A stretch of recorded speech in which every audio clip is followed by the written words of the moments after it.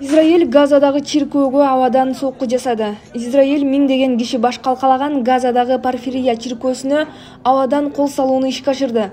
Аталган аяосуз бомбалоодо каза болгондордун саны 40ка жетип, жүздөгөн адамдар жарадар болду.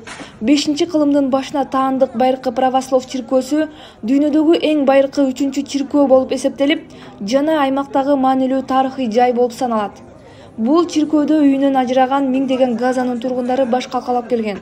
Чиркөөгө жакын жайгашкан 3-4 чоң имараттагы кулап калды. Бизди блокадага алышып, кача турган жер калтырышпады. Ооруканаларды жана айласыз баш калкалап жаткан жерлерди да катарынан бомбалап жатышат. Биз эмне кылабыз деп ыйлаган тургундар шейттерди жерге берүү менен алек. Ал эми Иерусалимдин патриархаты Израилдин бул аракетин согуш кылмышы деп атап, дүйнөлүк коомчулукту чара көрүүгө чакырды.